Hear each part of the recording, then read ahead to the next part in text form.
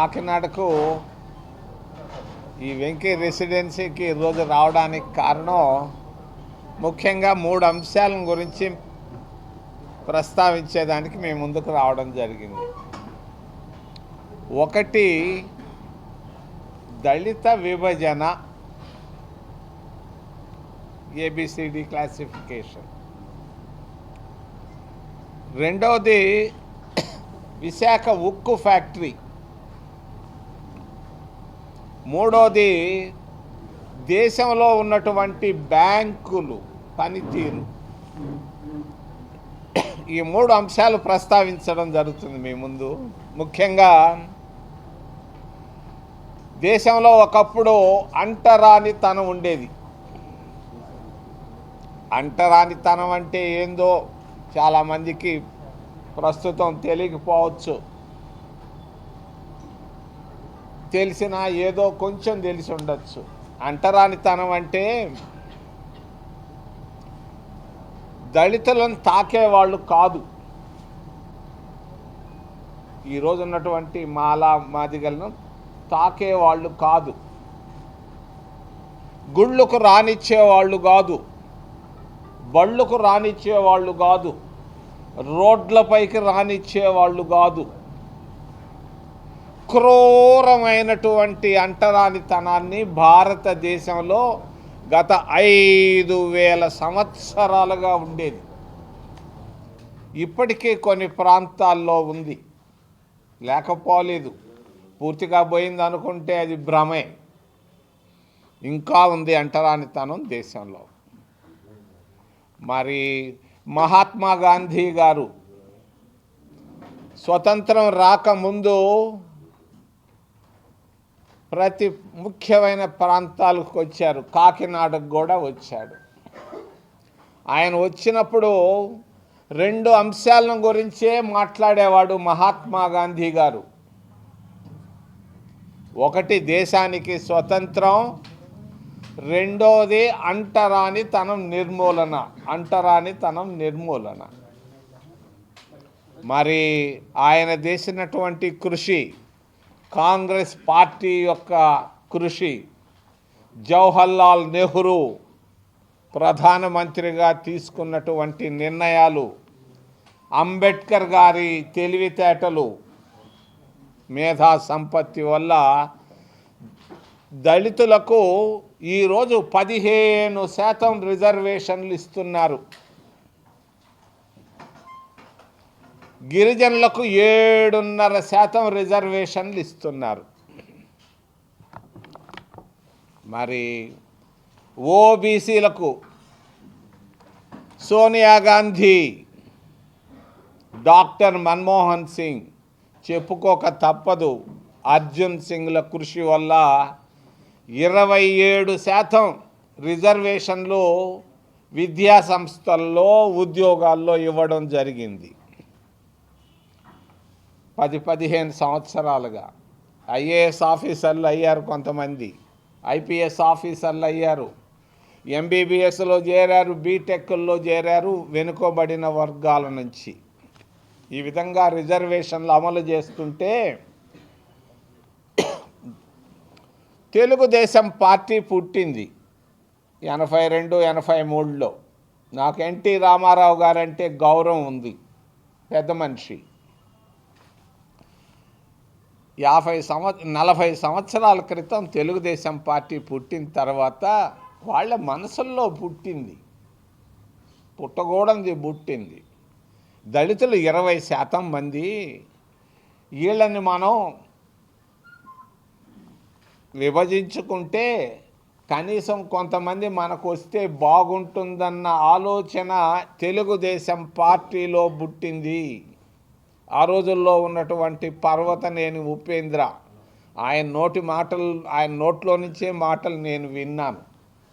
మరి ఏది ఎట్టాగైనా కూడా దళిత విభజన పేరు మీద సుప్రీంకోర్టుకు వెళ్ళడం జరిగింది. కొంతమంది సుప్రీంకోర్టుకు వెళ్ళిన తర్వాత ఒక పనికి మాలిన ఒక జడ్జిమెంట్ను తీసుకురావడం జరిగింది. ఆ జడ్జిమెంట్ ఏమని రాసి ఉందంటే ఏమీ లేదు. దరిద్రం. ఆ జడ్జిమెంట్లు, ఎన్నో జడ్జిమెంట్లు నేను చదివాను ఈ దేశంలో. కానీ 7 న్యాయమూర్తులు రాసిన జడ్జిమెంట్ ఎలా ఉందంటే పనికి మాలిన జడ్జిమెంటు. పిచ్చోళ్ళు కూడా రాయరు ఆ విధంగా. భారతదేశ రాజ్యాంగంలో ఎక్కడా దళితులను విభజించమని ఎక్కడా లేదు. మరి అంబేద్కర్ గారు ఆ రోజు రాజ్యాంగం రాసేటప్పుడు ఆయన రిజర్వేషన్లు ఇవ్వనీయకుండా ఎంతోమంది కాళ్ళు చేతులు కట్టేశారు. నాకు బాగా తెలుసు. ఎలా తెలుసు? ఎక్కడ చరిత్రలో రాయలేదు ఇది. మహాత్మా గాంధీ గారి ఆలోచన ప్రకారంగా జవహర్లాల్ నెహ్రూ మొదటి ప్రధానమంత్రి అంబేద్కర్ గారిని రాజ్యాంగ నిర్మాణానికి చైర్మన్గా తీసుకురావడం జరిగింది. అంబేద్కర్ గారు మరి రాజ్యాంగాన్ని రాసేటప్పుడు చాలామంది ఇబ్బంది పెట్టారు. ఆయన 2 సార్లు రాజీనామా చేయడం జరిగింది. మరి రాజీనామా చేస్తే అది ఎక్కడా రాయలేదు. అది అంబేద్కర్ గారి భార్య నన్ను రాజకీయాల్లో తీసుకురావడం జరిగింది 40 సంవత్సరాల క్రితం. ఆమె వల్ల నేను ఎంపీ అయ్యాను. ఆమె చెప్పుకొచ్చింది, అంబేద్కర్ గారు ఎంతో బాధతో రాజీనామా రాసి నన్ను ప్రధానమంత్రి ఆయన జవహర్లాల్ నెహ్రూ ఇంటికి పంపించారు. ఆ రోజుల్లో ఈ సెల్ ఫోన్లు లేవు, ఫోన్లు ఫెసిలిటీలు లేవు. మరి 60-70 సంవత్సరాల క్రితం భార్యకు జాబు, ప్రధానమంత్రికి అంబేద్కర్ గారు జాబు రాసి ఈ కాన్స్టిట్యూంట్ అసెంబ్లీ చైర్మన్షిప్గా నేను రాజీనామా పెడుతున్నాను అని రాజీనామా పత్రాన్ని జవహర్లాల్ నెహ్రూకు పంపించాడు అంబేద్కర్ గారు. పంపిస్తే అంబేద్కర్ గారి భార్య జాబ్ ఇవ్వంగానే పండిట్ జవహర్లాల్ నెహ్రూ గారి జాబుని చించి అవతల బారేశాడు. ఆయన చెప్పుకొచ్చాడు భార్యకు. ఆ భార్య నాకు చెప్పింది, అంబేద్కర్ భార్య. మరి మహాత్మా గాంధీ గారి ఆలోచన ఇది, అంబేద్కర్ గారిని దీనికి చైర్మన్ చేయమని. ఆయన చెప్పిన దాని ప్రకారంగా అంబేద్కర్ గారిని భారత రాజ్యాంగ నిర్మాణానికి చైర్మన్గా చేయడం జరిగింది. నా ఆలోచన కాదు ఇది, ఆయన చెప్పాడు కాబట్టి నేను పాటిస్తున్నాను. అంబేద్కర్ తప్ప ఇంకెవరూ దీన్ని రాయలేరు ఈ భారత రాజ్యాంగాన్ని అని జవహర్లాల్ నెహ్రూ అంబేద్కర్ గారి సతీమణి సవితా అంబేద్కర్ గారికి చెప్పడం జరిగింది. మరి ఆయన చెప్పాడు, ఆమె చెప్పింది ఆయనకి. ఆయన రాస్తుంటే ఆయన చేతులు కాళ్ళు కట్టేస్తున్నారు ఉన్నటువంటి ఆ కాన్స్టిట్యూంట్ అసెంబ్లీలో ఉన్నటువంటి సభ్యులు. అంటే అది నాకు వదిలిపెట్టు, వాళ్ళందరితో నేను మాట్లాడతాను, వాళ్ళని కన్విన్స్ చేస్తాను, ఒప్పిస్తాను. ఆయన తప్పనిసరిగా ఈ రాజ్యాంగ నిర్మాణాన్ని పూర్తి చేయాలి అని చెప్పిన తర్వాత అంబేద్కర్ గారు 2 రోజుల తర్వాత బాత్తో కూడా పోయి రాజ్యాంగాన్ని రాశాడు. ఆ విధంగా 2 సార్లు అంబేద్కర్ గారు 2 సార్లు రాజీనామా పెట్టినా కూడా మరి జవహర్లాల్ నెహ్రూ ఆయన్ని కన్విన్స్ చేసి మళ్ళా పూర్తి చేసేదానికి అవకాశం ఇవ్వడం జరిగింది. అటువంటి భారత రాజ్యాంగంలో ఎక్కడా లేదు దళితులను విభజన చేయమని. మరి అటువంటి విభజన చేయడం అది మంచిది కాదు, దేశానికి మంచిది కాదు. అక్కినేని నాగేశ్వరరావు కుమారుడు నాగార్జున ఇంటిని కొట్టేస్తుంటే నేను అనుకున్నాను, అయ్యో పాపం, నాకు అక్కినేని నాగేశ్వరరావు గారంటే గౌరవం. వాళ్ళ బిడ్డ ఇల్లు కొట్టేస్తుంటే నేను బాధపడ్డాను. ఎందుకు వచ్చింది ఈ గొడవంతా? చాలా మందికి తెలియదు. ఆ దళిత విభజన వల్లే ఆంధ్రప్రదేశ్ విభజన జరిగింది. తెలియదు చాలామందికి. నేను చెప్తున్నాను, తెలంగాణలో మాదిగలు ఎక్కువ ఉన్నారు, ఆంధ్రప్రదేశ్ రాష్ట్రంలో మాలలు ఎక్కువగా ఉన్నారు. 190 మంది వీళ్ళు ఉన్నారు. అక్కడ మాదిగలు 190 మంది అక్కడ ఉన్నారు. స్వార్థ రాజకీయ ప్రయోజనాల కొరకు ఈ వాళ్ళను దళితులను మాదిగలను విభజించడం వల్లే, వాళ్ళని ప్రోత్సహించడం వల్లే 1994లో కాన్షీరామ్ ఆంధ్రప్రదేశ్ రాష్ట్రంలో ఎంటర్ అయిన తర్వాత దీనిపైన ఆలోచనలు ఎక్కువైనాయి. మాలా మాదిగలను 2 చేయడం జరిగింది. ఎందుకు చేశారు?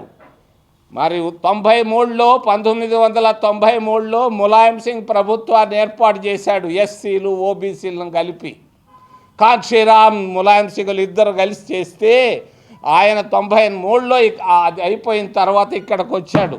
ఆంధ్రప్రదేశ్లో 1700 మండలాల్లో అన్ని మండలాలు తిరుగుతుంటే అప్పుడు పడ్డది ఆలోచన, ఒరే ఎస్సీలు ఓబీసీలు కలిస్తే మనం మాయమైపోతాం రా, అందుకని ఈ ఎస్సీలనే 2 చేస్తే పోద్ది కదా అనే ఆలోచన ఆ రోజు పుట్టింది. నాకు తెలుసు. దానివల్లే ఈరోజు ఎస్సీల విభజన జరిగింది. ఎస్సీలు ఓబీసీలు కలవకుండా చేసేదాని కొరకే చేసినటువంటి కుట్రలో భాగమే దళిత విభజన, ఏబిసిడీల classification, supreme court order. Supreme court order కాదది, డిజార్డర్. ఆ విధంగా రాయడం నేను ఎప్పుడూ చూడలేదు. పనికి మాలిన పిచ్చి తొగ్గులక్కలు కూడా రాస్తే కూడా బాగుంటాయి జడ్జిమెంట్లు. ఈ జడ్జిమెంటు అనాలోచితం. చేసినటువంటి జడ్జిమెంటు ప్రకారంగా ఉత్తరప్రదేశ్ రాష్ట్రంలో పెట్టలేదు దళిత విభజన, మద్రాసు రాష్ట్రంలో లేదు, మరి కేరళ లాంటి కమ్యూనిస్ట్ దేశంలో లేదు, మరి ఆంధ్రప్రదేశ్ రాష్ట్రంలో ఎందుకని చంద్రబాబు నాయుడిని అడుగుతున్నా నేను సూటిగా. ఆయన ఎక్కడో దావోసులో ఉన్నాడు, స్విట్జర్లాండ్లో ఉన్నాడు. ఆయన అడుగుతున్నా నేను, ఎందుకు? పిచ్చి ఆలోచన కాదా? నీ స్వార్థ రాజకీయ ప్రయోజనాల కొరకు దీన్ని వాడుకోవడం తప్పు అని తెలియజేస్తున్నాను. ఆయన వేసినటువంటి ఏకసభ్య కమిషన్, మిశ్రా అనేవాడు మొన్న ఎక్కడికి 80 ఏళ్ళు ఐఏఎస్ పాస్ అయ్యాడు. ఆయనకు అసలు అంటరానితనం అంటే తెలియదు. ఉత్తరప్రదేశ్ వాడిని తీసుకొచ్చి ఇక్కడ వేసి దళితులను విభజించు అని అంటే ఎక్కడా? ఏంటిది? చంద్రబాబు నాయుడు మా జిల్లా ఆయన కాకినాడకు వచ్చి నేను అడుగుతున్నాను, నేను ఎందుకు చేస్తావు? ఏం అవసరం? నేను చెప్తున్నా, హెచ్చరిక చేస్తున్నా. కాకినాడ నుంచే ఈరోజు ఈ దళిత విభజనకు వెళితే దేశ విభజన కూడా జరుగుతుంది. ఆంధ్రప్రదేశ్ రాష్ట్ర విభజన ఎలా జరిగిందో దక్షిణ భారతదేశం, ఉత్తర భారతదేశం అయినా కూడా ఆశ్చర్యం అవసరం లేదని తెలియజేస్తున్నాను సున్నితంగా అందరికీ. రాష్ట్ర ప్రజలకే కాదు, దేశ ప్రజలు. ఎందుకు ఎలా అనొచ్చు? ఉత్తర భారతదేశంలో మాదిగలు ఎక్కువ, 99% వాళ్ళు. దక్షిణ భారతదేశంలో మాలలు ఎక్కువ. వీళ్ళని 2 ముక్కలు చేస్తే దేశం 2 ముక్కలయ్యే మరి పరిస్థితులు రావచ్చు రాబోయే 20 సంవత్సరాల్లో. ఇప్పుడు కాదు. జాగ్రత్త, జాగ్రత్త, జాగ్రత్త అని తెలియజేస్తూ రెండో అంశం బ్యాంకులు. జాతీయం చేశాం 14 బ్యాంకుల్ని, ఇందిరాగాంధీ కాంగ్రెస్ పార్టీ. జాతీయం చేయడం అంటే జాతికి సంబంధించినటువంటి బ్యాంకులను అందరికీ సమానంగా పంచాలన్నదే ఉద్దేశ్యం. ఈరోజు దేశంలో ఎస్సీలు ఎస్టీలు 25% ఉన్నారు. 100లో 25% ఉన్నారు, 25 మంది ఉన్నారు. ఈ 25% ఉన్నటువంటి ఎస్సీ ఎస్టీలకు ఇస్తున్నటువంటి లోన్లు 1% కూడా లేదు. 25% ఉన్న ఎస్సీ ఎస్టీలకు ఇస్తున్నటువంటి బ్యాంకుల్లో ఇస్తున్నటువంటి రుణాలు 1% కూడా లేదు. 99% వేరే వాళ్ళు తీసుకుంటున్నారు. ఇక్కడ నేను అడుగుతున్నాను మోడీని, అయ్యా మోడీ, 45,000 కోట్ల రూపాయలు ఎవరికి ఇచ్చావు లోను?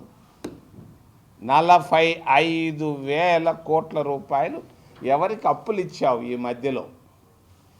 మరి 45,000 కోట్ల రూపాయలు అప్పిస్తే మరి అది ఎన్పిఏ అయింది, బ్యాడ్ డెట్ అయింది, నాన్ పెర్ఫార్మింగ్ అసెట్ అయింది.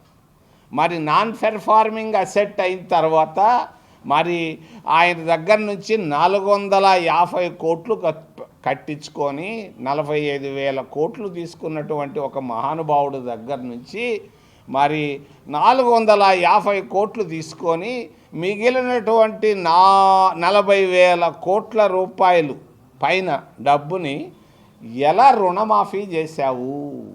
ఏ పద్ధతిలో చేశావు? 45,000 కోట్ల రూపాయలను రుణమాఫీ చేసినట్టుగా నేను వింటున్నాను రిజర్వ్ బ్యాంక్ ఆఫ్ ఇండియా నుంచి. మరి ఏ పద్ధతిలో దీన్ని నువ్వు రుణమాఫీ చేశావు? మరి ఇప్పుడు 10,000 కోట్ల రూపాయలు ఆయనకే లోన్ ఇవ్వాలనుకుంటున్నావు. 10,000 కోట్ల రూపాయలు పవర్ ప్రాజెక్టు కట్టేదానికి 10,000 కోట్ల రూపాయలు ఇవ్వాలనుకుంటుంది రాష్ట్ర ప్రభుత్వం కాదు, కేంద్ర ప్రభుత్వం. నేను అడుగుతున్నాను మోడీని, ఈ రుణమాఫీలో నీ చెయ్యి ఎంత, నీ దామాషా ఎంత, నువ్వెంత తీసుకున్నావు వాళ్ళ దగ్గర నుంచి? ఎవరైనా ఒక చిన్న మీరు ఎవరైనా పోయి బ్యాంకు పోయి 10,000 రూపాయలు అడిగితే ఇస్తారా? ఎవరైనా ఇస్తారా? బ్యాంకులో 10 కాగితాలు తెమ్మంటారు. మరి ఈయనకి 45,000 కోట్ల రూపాయలను ఎలా రుణమాఫీ చేశావు? మరి ఈరోజు 10,000 కోట్ల రూపాయలు అప్పు ఎలా ఇవ్వబోతున్నావు? ఇదే బ్యాంకు పనితీరు? ఎస్సీలు ఎస్టీలు 25% దేశంలో ఉంటే వాళ్ళకి ఇచ్చే రుణాలు 1% కూడా లేదు ఈరోజు. మరి ఈ విధంగా బ్యాంకులను దుర్వినియోగం చేస్తున్నటువంటి భారతీయ జనతా పార్టీ వైఖరిని నేను సున్నితంగా, సూటిగా, స్పష్టంగా ఖండిస్తూ ఏదైనా ప్రశ్నలు ఉంటే అడగమని మిమ్మల్ని చేతులెత్తి ప్రార్థిస్తున్నాను. కాంగ్రెస్ పార్టీ ఏమి చేసింది? మంచి ప్రశ్న అడిగారా, మీకు చాలా వందనాలు. అంటరానితనం దేశంలో ఉండేది. అంటరానితనాన్ని గురించి ఇప్పుడే చెప్పాను మీకు. అంటరానితనాన్ని తీసేసింది దాదాపుగా కాంగ్రెస్ పార్టీ, మహాత్మా గాంధీ కృషి వల్ల. మరి ఎస్సీలకు 15% రిజర్వేషన్లు ఈరోజు ఇస్తున్నారు, ఎస్టీలకు 7.5% ఇస్తున్నారు, ఓబీసీలకు 27% రిజర్వేషన్లు ఇస్తున్నారు. ఈరోజు బిఎస్ మూర్తి అని ఒక ఆయన ఉండేవాడు ఈ జిల్లా పక్కనే, కేంద్రంలో మంత్రిగా చచ్చిపోయాడు ఆయన. వాళ్ళు పిల్లకాయ ల్యాండరు నాకు తెలియదు.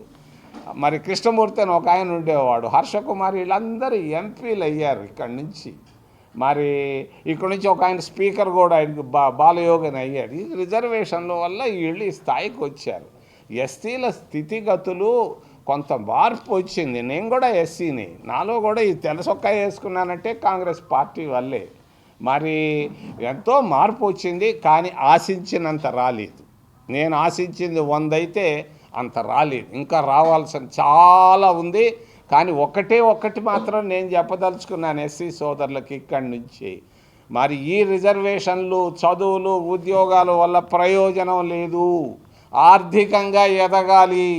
ఆర్థికంగా ఎదిగినప్పుడే ఎస్సీలు దేశంలో సమానత్వానికి దగ్గర అవుతారు. ఆ రోజే ఇంటర్ కాస్ట్ మ్యారేజీలు జరుగుతాయి. ఆ రోజే ఈ కులాలు ఎన్ని పోతాయి ఇంటర్ కాస్ట్ మ్యారేజీల ద్వారా. ఇంటర్ కాస్ట్ మ్యారేజీలు జరగాలంటే ఆర్థికంగా కోటీశ్వరులు కావాలి. ఆ విధంగా కాకుండా ఈ చదువులు, ఉద్యోగాలతో కాదని తెలియజేస్తూ ఆశించినంత జరగలేదు. ఫ్యాక్టరీ విశాఖ ఉక్కు ఆంధ్రుల హక్కు అని మేమందరం నిక్కర్లు వేసుకొని తిరిగాం చిన్నప్పుడు, 50-60 సంవత్సరాల క్రితం. ఎట్టయితేనే సాధించుకున్న తర్వాత ఇందిరాగాంధీ పునాది రాయి వేసింది. వేల మందికి ప్రభుత్వ ఉద్యోగాలు వచ్చాయి. 25,000 ఎకరాల భూమిని రైతులు త్యాగం చేశారు ఉక్కు ఫ్యాక్టరీకి. వాళ్ళందరి త్యాగాలు, అమృతరావు అక్కడ గుంటూరులో కూర్చొని చేసిన సత్యాగ్రహం, కొంతమంది చనిపోవడం, పోలీస్ కాల్పులు ఎన్ని జరిగిన తర్వాత వచ్చినటువంటి ఉక్కు ఫ్యాక్టరీని కొంతమంది కార్పొరేట్లకు అమ్మి డబ్బు చేసుకోవాలన్న ఆలోచన భారతీయ జనతా పార్టీకి కలిగింది. 25,000 ఎకరాలు, ఒక్కొక్క ఎకరా 100 కోట్లు అవుతుంది ఈరోజు. ఆ రోజు రైతులు చేసినటువంటి త్యాగం ఎకరా 100 కోట్లు అవుతుంది. విశాఖ ఉక్కు ఫ్యాక్టరీ అనేది వస్తా చూసి వచ్చాను ఈరోజు. మధ్యలో ఉంది, విలువ పెరిగిపోయింది. ఆ భూములపైన కార్పొరేట్లకి ఆశ పుట్టింది, ఆలోచన పుట్టింది. దాన్ని ఏ విధంగా కొట్టేయాలన్న ఉద్దేశం పడ్డది. భారతీయ జనతా పార్టీ నాయకులకు చెప్పడంతో సైలెంట్గా సిక్కు చేస్తూ వస్తున్నారు దాన్ని స్ట్రాటజీ ప్రకారంగా.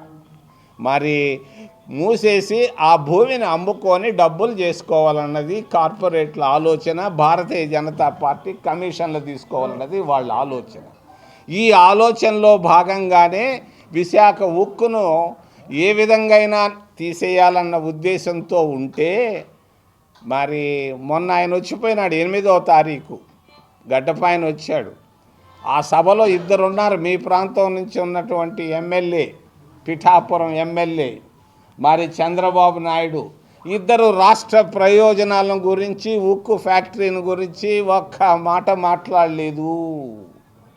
ఒక్క మాట. నేను కూడా ప్రధానమంత్రి సభల్లో మాట్లాడాను, ఎన్నో సభల్లో మాట్లాడాను. ఎక్కడ ఇదేంది ప్రపంచ నాయకుడని చంద్రబాబు నాయుడు ఆయన పొగుడుతాడు. మరి ఏమైనా సాధించారంటే ఏమీ సాధించలేదు. సరే, నేను గట్టిగా అరిసిన తర్వాత ఏందో 11,000 రూపాయలు ముష్టేసినారంట. 11,000తో ఏమవుతుంది ఉక్కు ఫ్యాక్టరీ? ఏమవుతుంది? అది ఆకలిగా ఉందరంటే ఒక అరటిపండు ఇసిరేసినట్టు ఉంది, కానీ అది కాదు. సంపూర్ణంగా ఉక్కు ఫ్యాక్టరీని పాత పరిస్థితుల్లోకి తీసుకొని రావాల్సినటువంటి బాధ్యత దావోస్లో ఉన్నటువంటి చంద్రబాబు నాయుడు గారిది. నేను చెప్తున్నాను స్పష్టంగా, చంద్రబాబు నాయుడు గారికి ఐసీయూలో నుంచి బయట వచ్చిందంట. ఐసీయూలోకి పంపించింది మీరే కదా, పేషెంట్ సిక్కు చేసింది మీరు కదా. సిక్కు చేసి ఈరోజు మళ్ళీ ఐసీయూలోంచి బయట, ఐసీయూ కాదు సిసిఐ, ఆ ఎన్ని మెడికల్ మాటలు ఆపేసి ఉక్కు ఫ్యాక్టరీ విషయంలో సంపూర్ణంగా వాళ్ళు బనియన్లు వేసుకొని బయట వచ్చే రోజు రాకూడదు. మళ్ళా వాళ్ళు, నేను చూస్తూ వచ్చాను, కార్పొరేట్లకు స్వాధీనం కానివ్వం అని చెప్పేసి ఒక బ్యానర్ పెట్టున్నారు. ఇది ఎట్టి పరిస్థితుల్లో కాకూడదు. చంద్రబాబు నాయుడు బాధ్యత తీసుకొని చేయాలని నేను తెలియజేస్తూ, మూడో విషయం, కూడా నేను కాంగ్రెస్ పార్టీలో ఉండి ఆయనకు సహాయం చేశాం. ఆ రోజు మేము సింబల్ ఒకటి చెప్పారు అందరికి కలిపి, చీ అని. చీ అంటే చిరంజీవి, ఇంకొక చీ అంటే చింతామోహన్. అటు ఎమ్మెల్యేగా ప్రజారాజ్యం పార్టీ ఆయనకు ఓటేసింది తిరుపతిలో, నాకు ఓట్లు వేశారు, ఇద్దరం గెలిచాం. చిరంజీవి గారంటే నాకు గౌరవం ఉంది, కానీ నేను ఆయన గురించి, నేను రాజకీయాల గురించి నేను మాట్లాడలేను. నేను కలిసి కూడా దాదాపు 10 సంవత్సరాలు అనేది.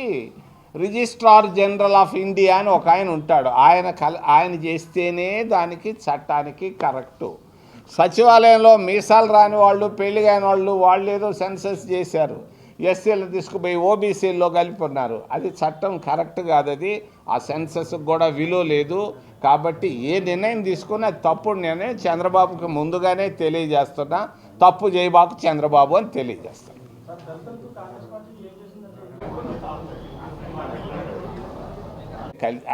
ఆయన మేము ఇద్దరం కలిసి ఎమ్మెల్యే ఎంపీగా ఉన్నాం. ఆయన ఓడగొట్టాలని కొంతమంది అనుకున్నారు. అప్పుడు ఆదికేశవ నాయుడు అని ఒక ఆయన,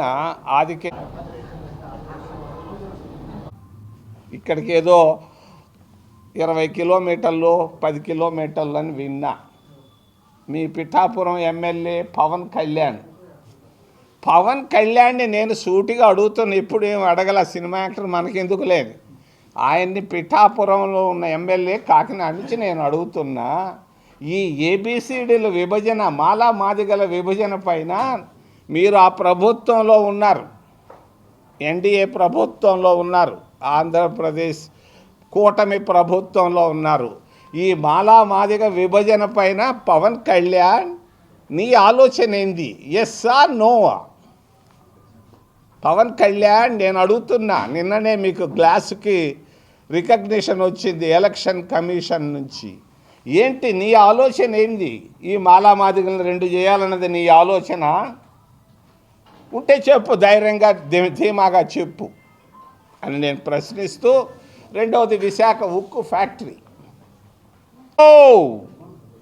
తప్పోది. అతనికి అంటరానితనం అంటే తెలియదు. ఒక బడుద్దాయిని తీసుకొచ్చి ఆడబెట్టడం అనేది తప్పు.